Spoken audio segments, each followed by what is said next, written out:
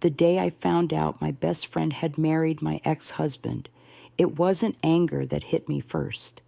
It was the sound of her laughter. That soft, familiar giggle, light as wind chimes, echoed from a video I was never meant to see. And in that first second, before my mind caught up, I smiled. I actually smiled, because for a breath of a moment, I thought, there she is, my sister, my person.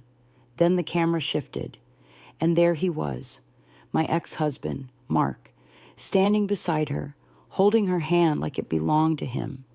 His thumb brushing over her knuckles in that slow circle I once thought was made only for me. And she, Aisha, my college best friend, the girl I trusted with my heartbreak, the woman who sat beside me crying the night I signed my divorce papers. She wore a delicate white dress, not extravagant, not dramatic, just simple lace and quiet elegance, exactly the kind she always said she wanted someday. He kissed her forehead. She leaned into him. Someone behind the camera cheered, "Congratulations to the newlyweds." I didn't cry. Not then. I just stared, frozen, as if my body needed time to understand what my heart already knew. She had married him, behind my back, quietly, secretly, while I was still learning how to pick up my pieces. And the strangest part, I wasn't surprised. Maybe betrayal is never a lightning strike. Maybe it's a long, silent storm that's been forming for years, cloud by cloud, while you keep telling yourself it's only the weather shifting. When the video ended, the room felt too still, too quiet. I could hear the soft hum of my refrigerator, the ticking of the wall clock, the faint traffic passing by outside. Normal sounds, but suddenly they felt wrong, like the world shouldn't dare continue when yours had just tilted off its axis. I closed my laptop quietly, as if someone might hear and ask why my heart was suddenly bruising itself from the inside. And then, finally, my eyes burned. But before I let myself cry, I whispered the question that would follow me for months. Why wasn't I enough? Before all of this, before secrets, before lies, before that video that sliced me open, life felt simple. Not perfect, but simple in the gentle, everyday way. I was a middle school English teacher, the kind who collected scented candles and bookmarked recipes I never cooked. My apartment was small but warm, with mismatched cushions and a shelf full of plants I kept alive, mostly by apologizing to them every morning.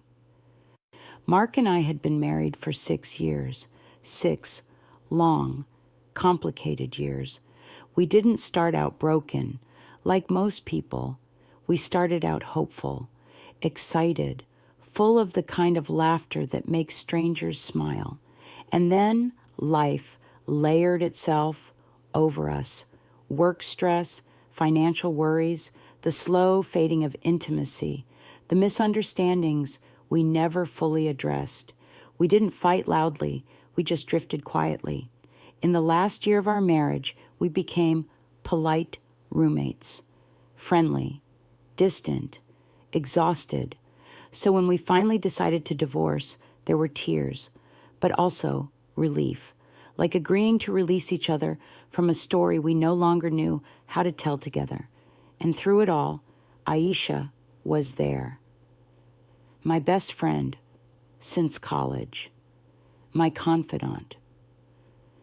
The girl who once braided my hair before every exam because she said it kept my brain energy aligned.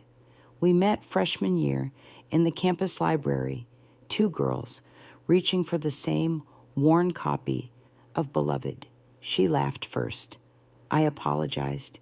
She handed me the book like she already knew we'd be inseparable from that moment on. And we were. We made a pact in our dorm room one night, half joking, half serious, fully sentimental, that we would always support each other. through love, heartbreak, marriage, kids, or whatever chaos life throws, she'd said, raising her plastic cup of cheap grape juice. Always, I had repeated, tapping my cup to hers. Years passed, but the pact stayed, or so I believed. Even after college, even as jobs changed and marriages began, Aisha remained my constant. She often said I was the anchor that kept her steady. And I believed her, maybe too easily. When my marriage ended, she did everything a best friend should. She brought me soup. She sat with me on the couch, wrapped in blankets. She listened as I cried over memories, and then cried with me. She held my hand the night before I moved out of the home Mark and I once shared, and she whispered, "You deserve someone who chooses you every day, not just when it's convenient." I clung to those words. I clung to her because, in a world suddenly emptied of certainty, she was the one thing that still felt like home. We fell into a routine after the divorce: Saturday brunch, late night calls, random voice notes, little gifts left at my door. I thought she was helping me heal.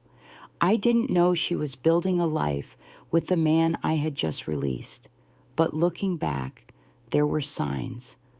Little ones, soft ones, things I brushed aside because love, friendship, makes us blind in the gentlest, most dangerous ways. There was the night she canceled our dinner plans with a vague, something came up. The new perfume she started wearing, subtle, warm, surprisingly expensive. The way she flinched when I asked if she had been talking to Mark lately. And that nervous laugh, that little giggle she did when she lied, but didn't want to hurt someone. I noticed. Of course, I noticed. But I trusted her more than I trusted my own instincts. When you love someone, family, friend, partner, you don't look for betrayal. You look for reasons to believe you are safe. And I believed I was safe with her. I believed the girl who braided my hair and held my secrets would never break me. But storms don't announce themselves. They start quietly, soft wind, light drizzle. Then, suddenly, the whole sky opens up, and I was about to discover just how long this storm had been gathering. If I'm being honest, the first real clue arrived on a Tuesday evening. A completely ordinary, unremarkable Tuesday. The kind where nothing dramatic should happen. It had rained earlier that day, one of those steady drizzles that leave everything smelling faintly of wet earth and dustless air. My classroom windows were streaked with water, the kind that drips slowly like lazy teardrops. I remember feeling strangely soothed by it. After school, I stopped at a tiny bakery near my place, the kind with mismatched chairs and chalkboard menus. I bought 2 almond croissants, one for me, one for Aisha. She loved almond anything. It was a small, silly ritual we had. Whenever I passed that bakery, I'd bring her a treat, and she'd pretend she didn't expect it. I drove straight to her apartment. When she opened the door, she looked startled, not guilty, not panicked, just startled, like she'd been caught mid-thought. "Oh, hey," she said, pulling her hair behind her ear too quickly. "You didn't text." "Thought I'd surprise you," I smiled, lifting the little paper bag. "Brought your favorite." Her eyes softened. That was the Aisha I knew. Warm, sweet, the kind of friend who mirrored emotion like sunlight. But then she stepped out into the hallway, pulling the door just slightly closed behind her. Not fully shut, just enough to hide the inside of her apartment. My heart noticed before my mind did. "Everything okay?" I asked lightly. Yeah, she said too fast. "Just, the place is messy. I wasn't expecting anyone." Aisha never cared about mess. In college, she could write an entire essay sitting in a mountain of unfolded clothes and half-finished snacks. She was the queen of creative chaos. So that explanation felt off, but I didn't press. We sat in the hallway, on the carpeted stairs, eating our croissants, just like we used to do in our dorm stairwell during exam season. She laughed easily, caught up with my day, teased me about my newly developing obsession with gardening. Everything felt normal, but that door, that half-closed door, stayed in my mind. When I left, I turned back instinctively, probably out of habit.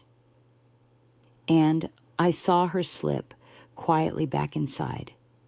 I caught a shadow behind her, a tall silhouette, a man, perhaps. I told myself it was nothing, a friend, a cousin, someone delivering something. I told myself she would have told me if she were seeing someone. I told myself not to overthink, but that shadow planted something inside me, a small, sharp seed I wouldn't feel growing until later. In the weeks that followed, odd moments began stacking themselves like uneven bricks. Little things, always little things.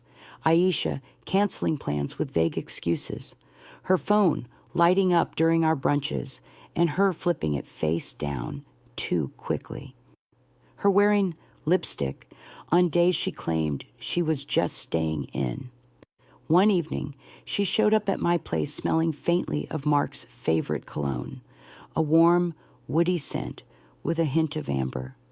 I recognized it instantly. Spouses don't forget smells, especially the ones they used to buy as gifts. But I told myself it was impossible. Maybe she had passed by someone wearing it. Maybe I was projecting. I didn't want to be suspicious. I didn't want to be paranoid. I wanted to trust her. Because what would it mean if I didn't? What would it say about our years of friendship, our promises, our secrets? So I swallowed my doubt like bitter medicine and pushed forward. The moment that truly shifted everything came during a quiet dinner at a small Thai restaurant we loved. We sat by the window, the table lit by a single warm bulb hanging overhead. The smell of lemongrass and ginger drifted through the air. Rain tapped gently against the glass. It should have been comforting. Instead, the space between us felt oddly stiff. She kept checking the time. Her knee bounced beneath the table. She never fidgeted. Finally, I asked, "Are you expecting someone?" Her eyes flickered up, startled again. No, why? You keep glancing at the door. She forced a smile, stirring the ice in her drink. Habit, I guess. Then her phone buzzed. She reached for it instinctively, then froze, mid-motion. She pulled her hand back, too fast. "I'll check that later," she said. But she was tense, pulled tight like a violin string.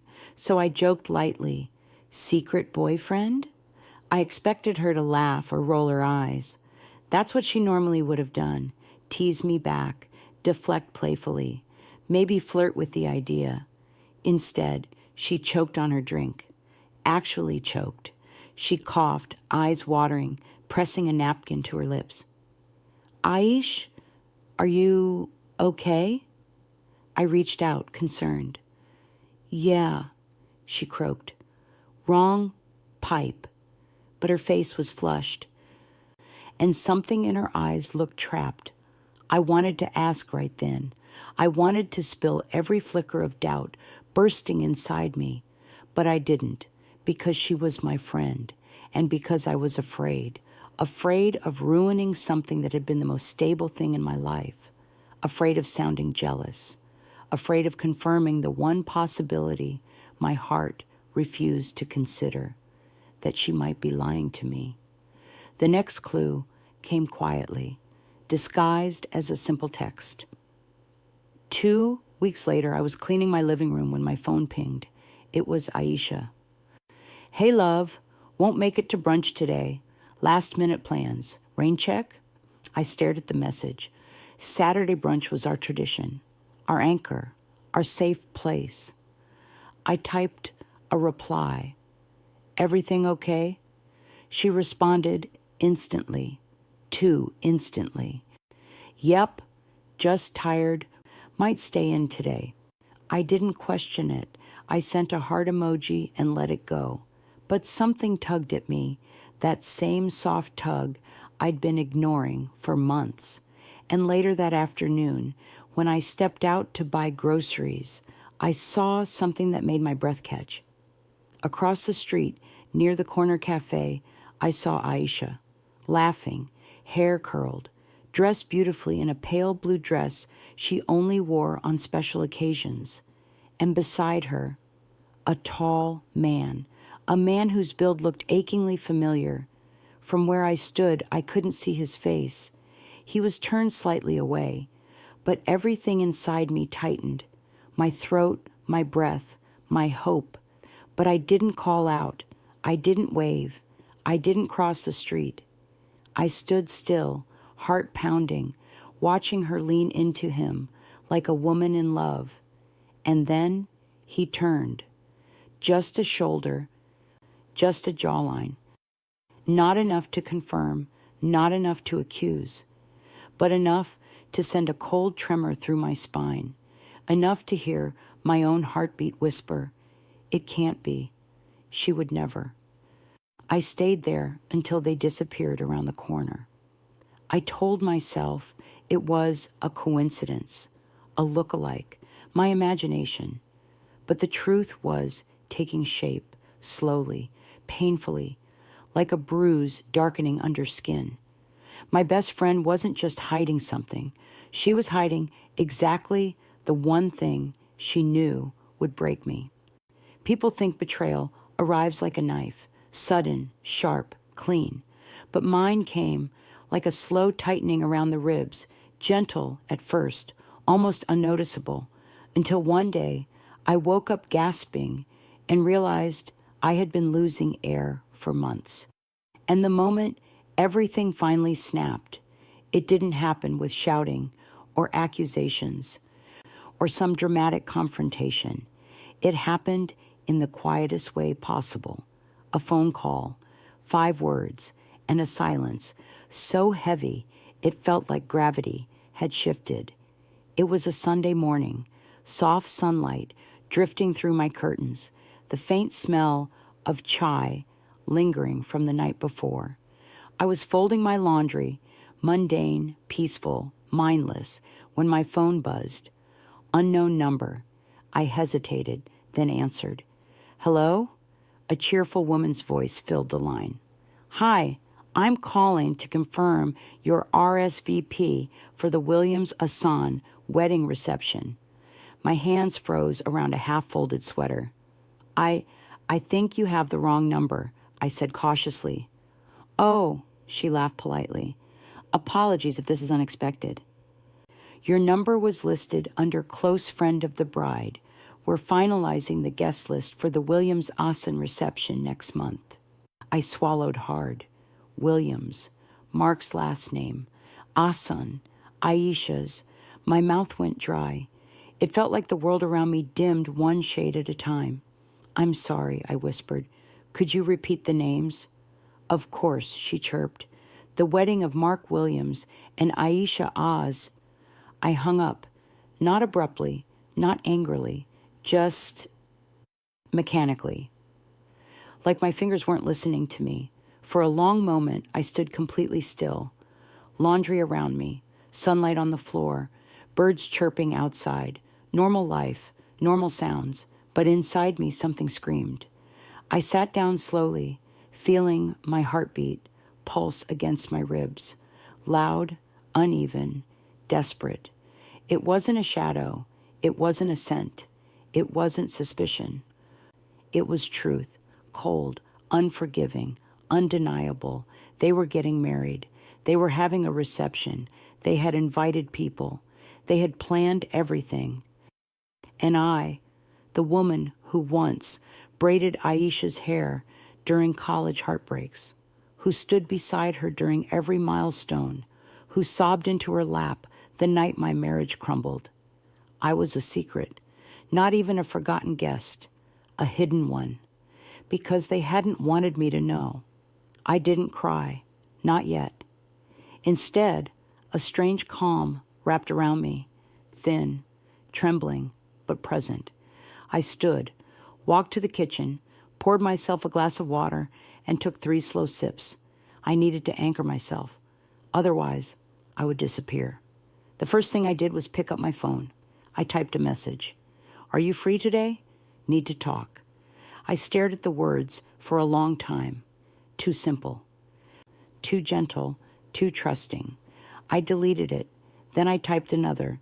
"We need to talk. It's important." I deleted that too. Everything felt too small for what I'd learned. Finally, I sent, "Are you home?"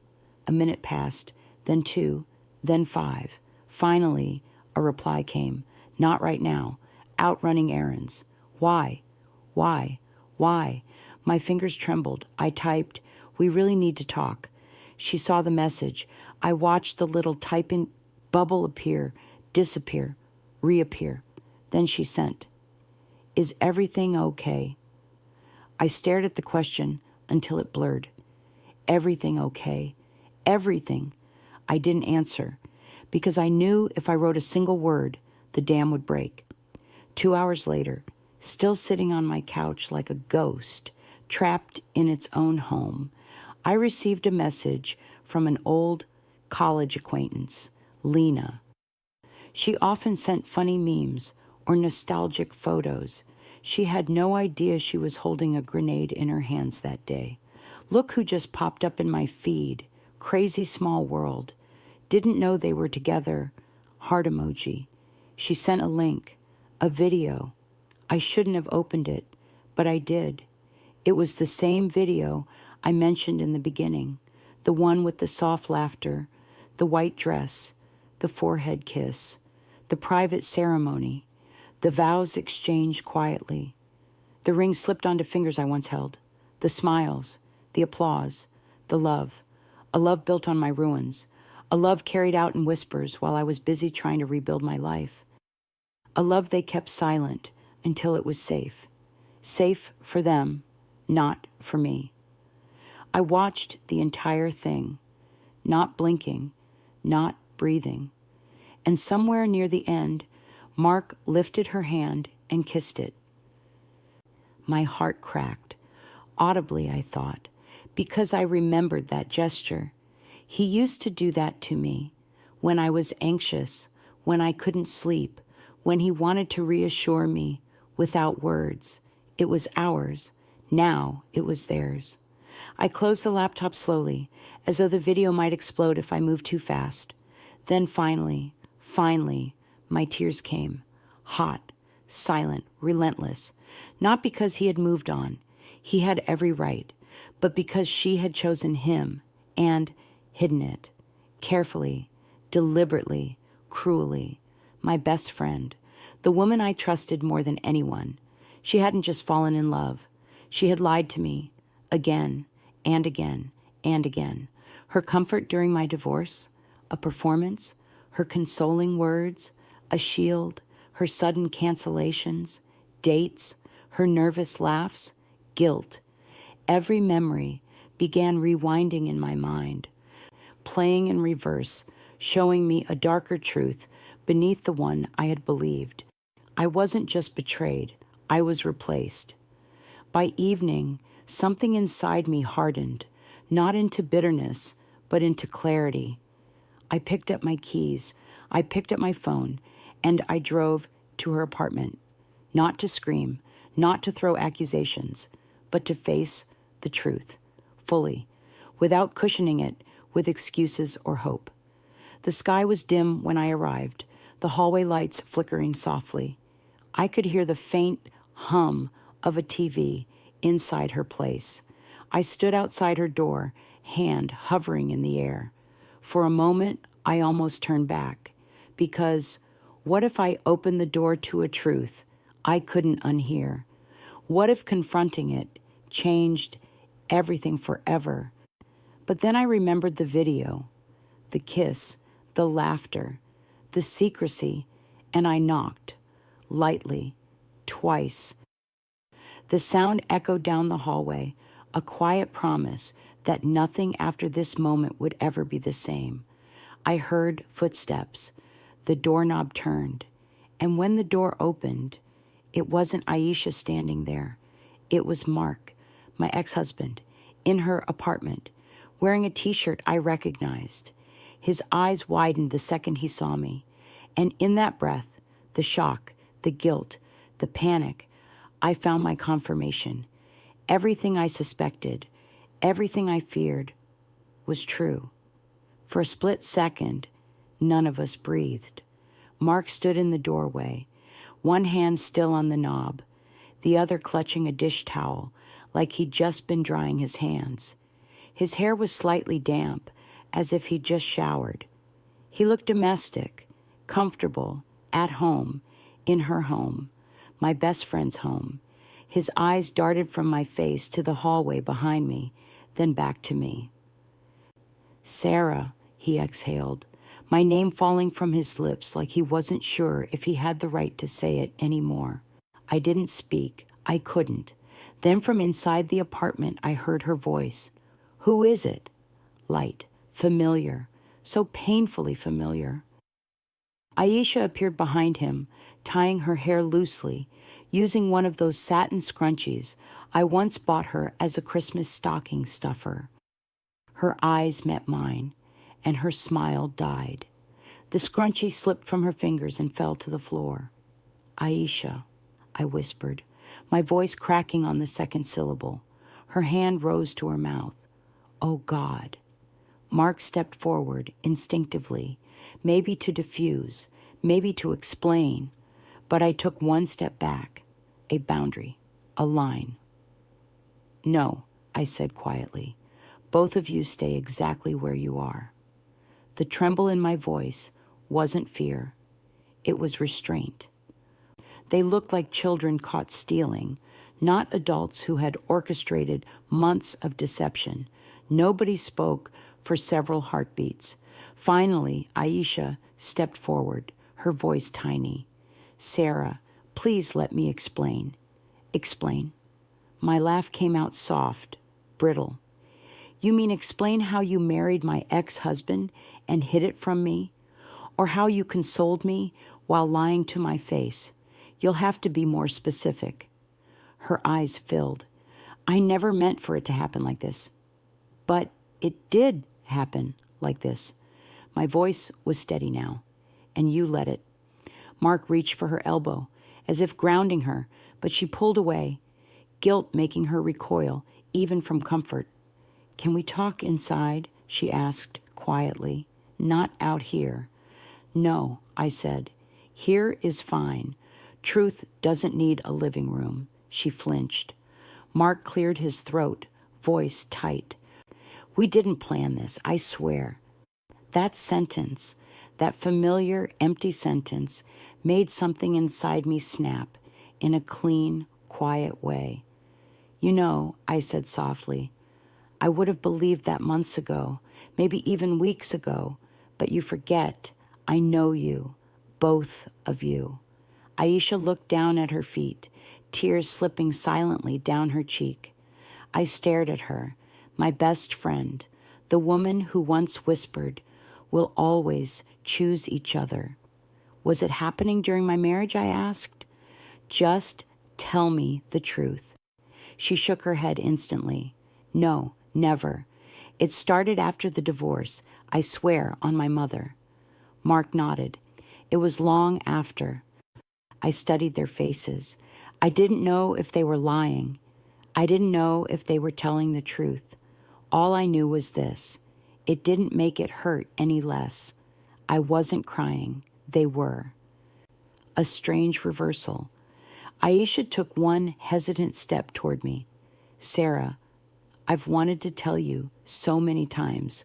I didn't want to lose you. You lost me the moment you chose lying over honesty." I said gently. The moment you let me grieve a marriage while building one of your own? Her hand flew to her heart as if I had struck her. You're my best friend, she whispered. Was, I corrected. Silence. Heavy. Suffocating. She began to sob quietly, shoulders trembling, hands shaking. And for a moment, for one tiny moment, I almost reached out, almost cupped her face the way I used to when she cried during college breakups. But then I remembered the phone call, the hidden ceremony, the secrecy, and my hand stayed limp at my side. I loved you, I whispered, not romantically, but the kind of love that saves people. She nodded, crying harder. I know. And you broke that, I swallowed. You broke me. I didn't mean, she tried. Yes, you did, I said softly. Maybe not the betrayal, but you meant the lies. You chose them. Aisha shook her head violently. I didn't want to hurt you. That's the thing, I said. You hurt me because you assumed I couldn't handle the truth. And that means you never respected me. Not really. Her knees buckled as she sank onto the couch behind her, crying into her hands. Mark leaned against the doorframe, rubbing his forehead. Guilt was etched into every line of his face. You should have told her, he muttered to Aisha. She looked up sharply. Don't you dare put this entirely on me. I raised a hand, stopping their bickering. You both chose this, I said quietly. Don't unravel in front of me. Not now. Not after everything. They fell silent immediately. I took a slow breath, and then I said the sentence that felt like closing a very old door. I'm not here to scream, or fight, or beg for explanations. I paused. I came because I needed to see it with my own eyes, and now I have. Mark looked pained. Sarah, don't, I whispered. You forfeited the right to say my name gently. Aisha sobbed again, collapsing inward. I stepped backward toward the hallway. You won't see me again, I said softly. Not for a long time. Maybe not ever. Aisha shook her head desperately. Please don't say that. If you wanted me in your life, I said, you wouldn't have erased yourself from mine. She froze.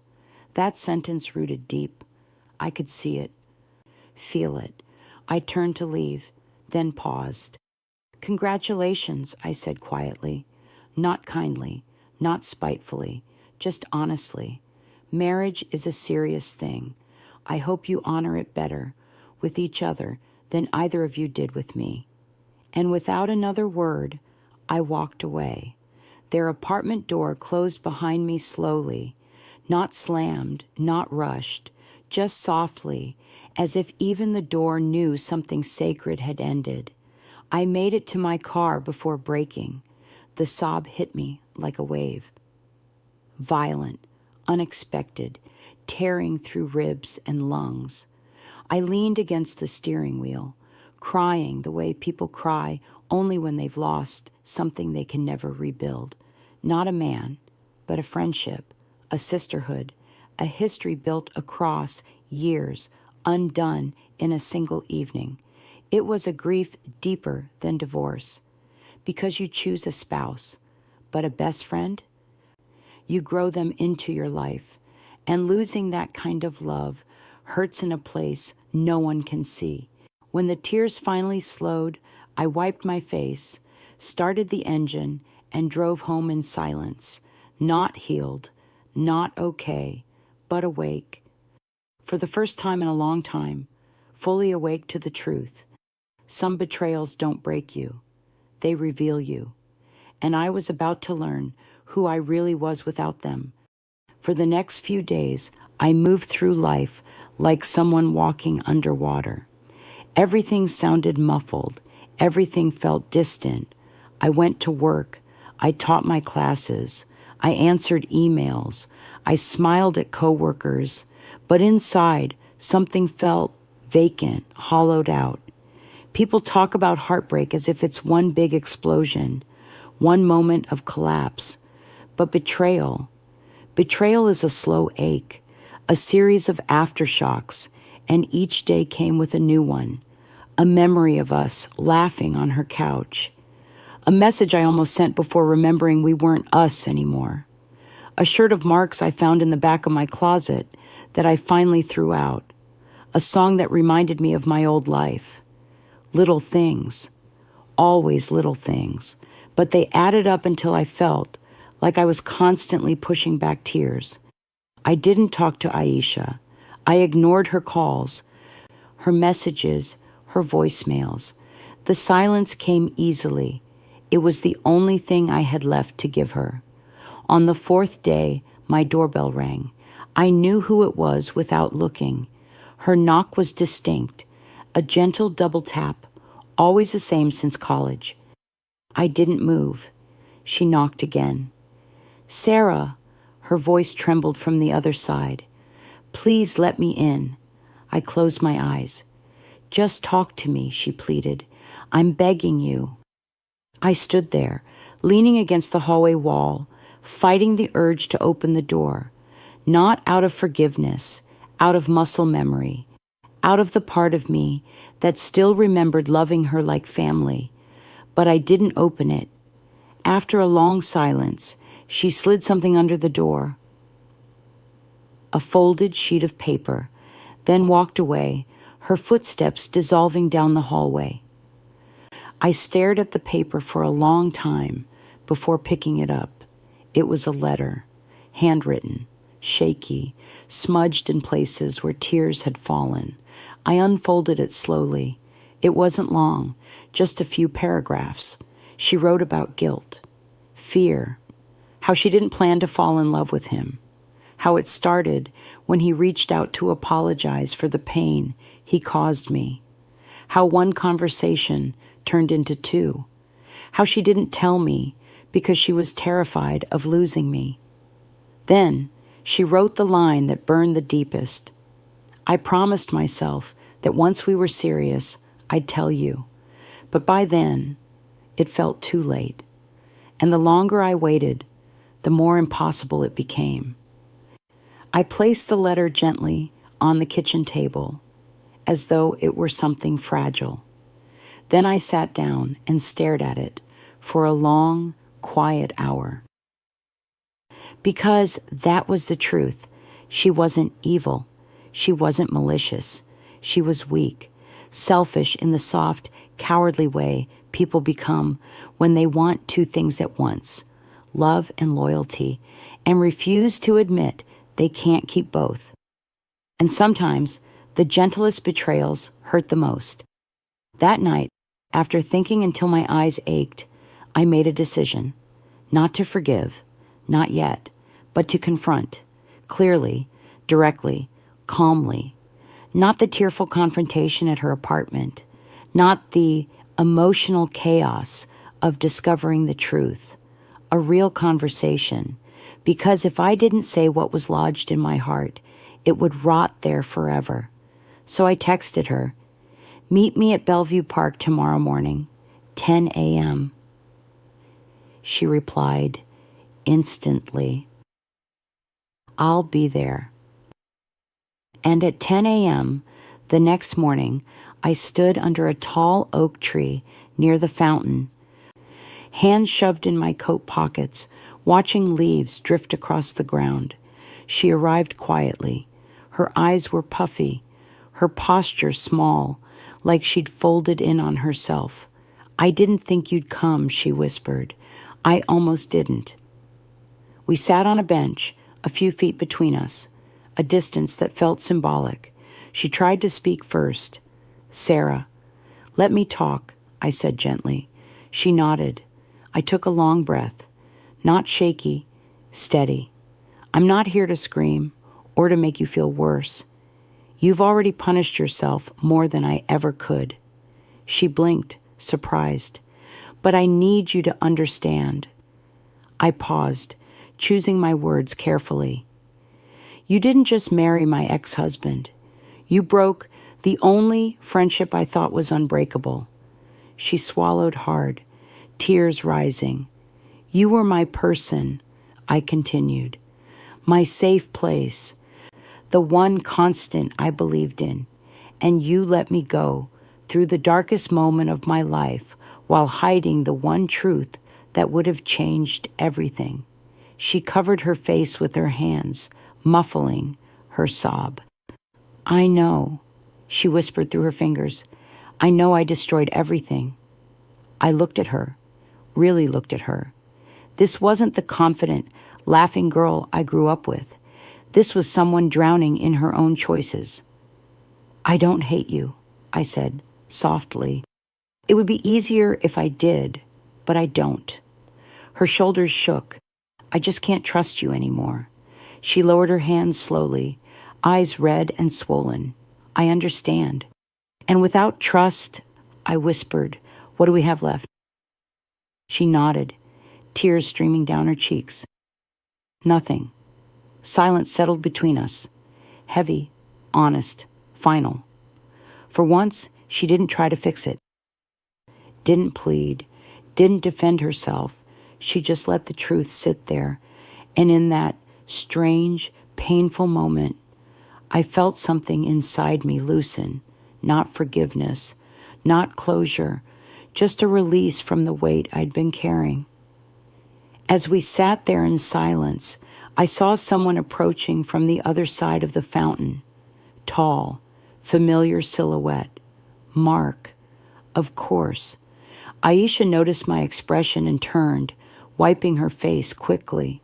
He walked toward us slowly, like a man approaching a grave he wasn't sure he deserved to stand near. Sarah, he began, voice low, I'm glad you agreed to this. I didn't agree to talk to you, I said evenly. He nodded. Fair enough, but I'm here anyway. I exhaled sharply. What do you want, Mark? His jaw tightened. I needed to apologize. I laughed a little, not unkindly, just tiredly. You already apologized when we divorced. This is different. His voice broke in the middle. This is for hurting you in a way I never should have. I didn't respond. I didn't plan to fall for her, he continued, but I did. And I should have told you, we both should have. Aisha looked down, ashamed. I let the silence stretch before nodding slowly. Thank you for saying that, I said, but your apology doesn't fix anything. I know, he whispered. And I'm not asking for your marriage to end, I added. I don't want either of you to leave each other. You chose your path, and now I'm choosing mine. Mark nodded, eyes softening with something like regret. What path is that? Aisha whispered. I looked at both of them, the two people who had been my whole world once. And I said the words that felt like turning a page, the path where my healing doesn't depend on you. They both froze, absorbing it, understanding it, accepting it. Aisha wiped her cheeks. I'm so sorry, Sarah. Mark echoed quietly. We both are. I stood up from the bench. I know, I said softly, and maybe one day that will be enough. I walked away slowly, not dramatically, not angrily, just free. For the first time in months, the air felt lighter, and I didn't look back. I didn't plan for the truth to spread the way it did. I thought the confrontation in my living room would stay between the three of us, messy, painful, but contained. But secrets have a way of leaking, especially when they involve people who once pretended to be innocent. The next morning, I woke up to my phone buzzing nonstop. I rubbed my eyes, still exhausted from crying, and glanced at the screen. 23 missed calls, 7 voice notes, a cluster of messages from people I hadn't spoken to in months. At first, I panicked. Had something happened? Then I saw the first message preview. Girl, is it true?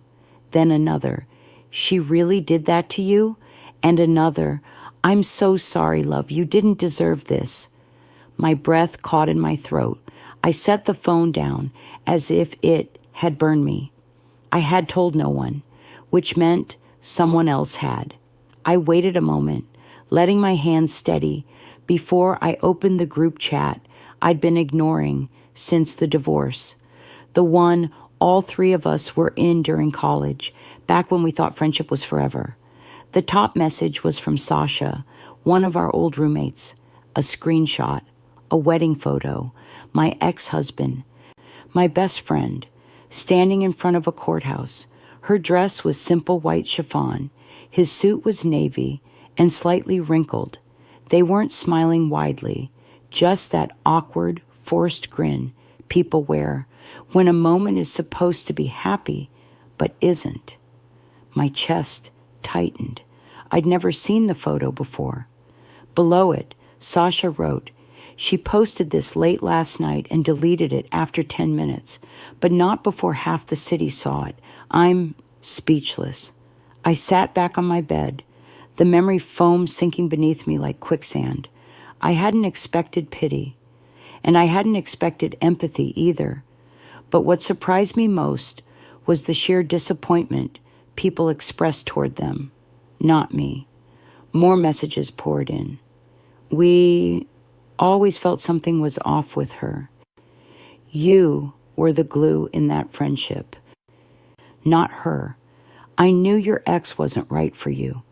We're all here for you if you need anything. I stared at the screen for a long time. A strange calm washed over me. Quiet, fragile, but real. It wasn't validation. It wasn't revenge. It wasn't satisfaction. It was simply this. I wasn't crazy.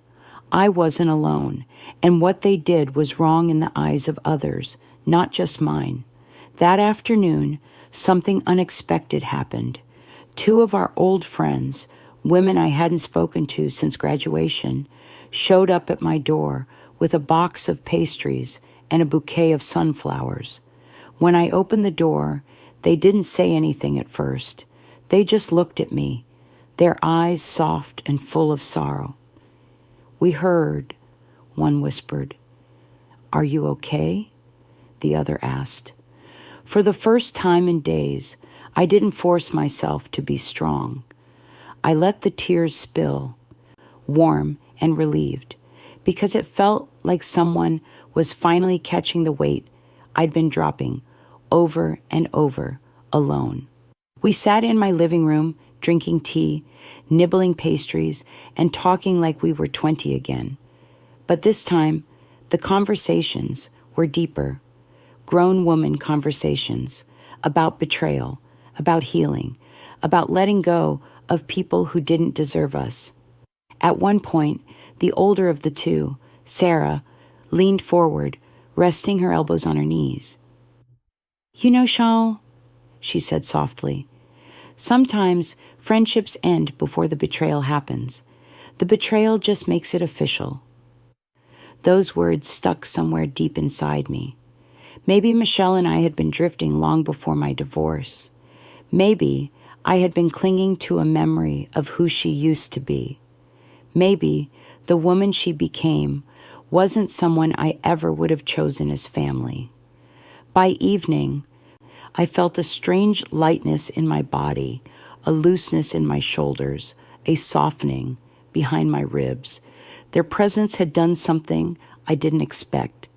It reminded me that one betrayal doesn't cancel 10 years of other friendships waiting quietly in the background. A week later, the public consequences reached them. I wasn't involved. I didn't spread anything. I didn't name names, but people talk. And when two people appear out of nowhere with a courthouse marriage, right after one of them divorced a mutual friend, people notice. I was at the grocery store when I overheard two women whispering near the tomatoes. "She married her best friend's ex," the first said, shaking her head. "No shame," the other replied. "None at all." They didn't notice me. They didn't know I was the best friend in the story. and for once, I didn't shrink. I simply picked up my basket and kept walking. Across the next few days, I heard similar murmurs in other places, at the coffee shop, outside the gym, at the office where a colleague quietly pulled me aside. People weren't cruel to them. They weren't harassing them. But there was a quiet shift in the way others looked at them, like a curtain pulling back to reveal something everyone wished they hadn't seen. Mutual friends began to distance themselves. Invitations stopped. Social media went quiet. They became a pair people tolerated, but didn't fully trust. It wasn't revenge. It was accountability, a natural consequence of choosing betrayal over integrity. And I didn't need to enforce any of it. Life handled it. One evening, about 2 weeks after the confrontation, my phone buzzed with an unfamiliar number. I let it ring. It stopped. Then the screen lit up with a voicemail notification. My stomach tightened, something instinctive and uneasy. Slowly, I pressed play. Her voice, Michelle, small, fragile, nothing like the confident girl I'd once laughed with in dim dormitory hallways. "Hey, it's me," she began, sounding like someone who had practiced the call, but still didn't know what to say. I know you probably don't want to hear from me, and that's fair, but I just wanted to say, I'm sorry. We didn't mean for everything to happen the way it did. And I know I hurt you. I know I broke something I can't fix. She exhaled shakily. If you ever want to talk, I'm here, but I'll understand if you don't. The voicemail ended. I stared at the wall for a long time afterward. Her apology wasn't enough, but the truth was, I wasn't angry anymore. Not the way I had been, not the way that kept me awake, not the way that made me want her to understand the pain she caused. I didn't return the call, not because I hated her, but because peace sometimes comes from closing doors, not reopening them. And that was the beginning of my healing. Not dramatic, not triumphant, but steady, slow, real. As I sat there that night, the room dim and quiet, I realized something. Their betrayal wasn't the end of my story. It was the end of theirs, in mine, and I could live with that. Healing doesn't arrive with an announcement. It comes quietly, like the softest visitor, slipping into your life in the small, unexpected moments, sometimes in the stillness of a morning, sometimes in the warmth of a stranger's kindness, and sometimes in the simple relief of not waking up with your heart in your throat. For me, healing began on a Saturday. I woke up to sunlight stretching across my bedroom floor, the kind that paints everything gold for just a few minutes before slipping into ordinary daylight. I lay there listening to the hum of the ceiling fan and realized something startling. My chest didn't ache. My shoulders didn't feel like they were carrying the weight of a broken world. There was a looseness in my breath, a softness in my bones. It felt quiet. And after weeks of emotional storms, that quiet felt like a miracle. I started doing little things for myself again, things I'd forgotten I enjoyed in the chaos of my divorce and the shock of betrayal. I took morning walks around the lake near my apartment. Sikak, the gravel crunched beneath my shoes in a rhythm that felt grounding, steady. I watched the ducks glide across the water, their movements calm and determined. At first, I walked with headphones on, drowning my thoughts in gentle music. But gradually, I left them at home. I wanted to hear the world again, the rustle of leaves, the distant laughter of joggers, the soft lap of water against the shore. Every sound reminded me of one truth. Life was still happening, beautifully, stubbornly, whether my heart was bruised or not. I also started cooking for myself, nothing fancy. Just simple meals that filled my apartment with comforting smells again. Garlic sizzling in a pan, onions turning translucent, fresh coriander chopped on the cutting board. There was something soothing about preparing food with my own hands. Something healing in choosing ingredients for no one else but me. One evening, as I stirred a pot of lentil soup, I caught myself humming a small, quiet tune, and it startled me. I hadn't hummed in months. As the days passed, I found myself reconnecting with people I'd unintentionally pushed away during the emotionally heavy years of my marriage. At first, it was just a message here and there. Then it became coffee dates, dinners, long walks in the evening where we talked about everything and nothing. One friend, Samira, began checking in on me almost every day. She had a way of listening quietly, thoughtfully, never rushing to fix me.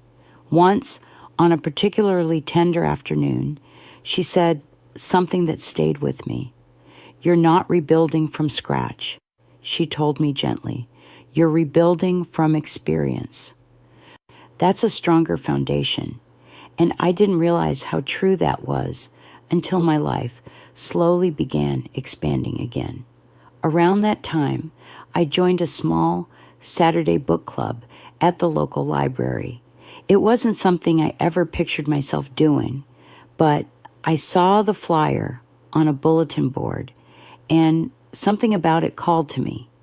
The first meeting was awkward.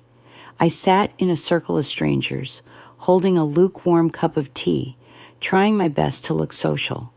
But within 20 minutes, we were laughing about the plot holes in the book of the month. One woman told a story about accidentally sending a flirty text to her dentist.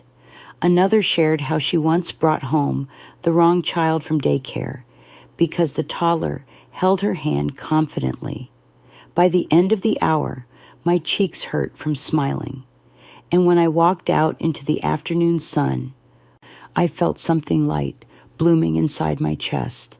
Something like belonging, not the old kind, not the kind built on shared dorm rooms and youthful promises.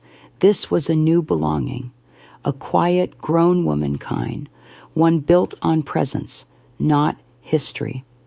My therapist, someone I finally had the strength to seek, helped me unpack the guilt I didn't even realize I'd been carrying. The guilt of not seeing the betrayal sooner, the guilt of trusting people who didn't deserve it, the guilt of wondering if I should have seen the signs. "You loved honestly," she said one morning, adjusting her glasses gently. "You were loyal. You were kind.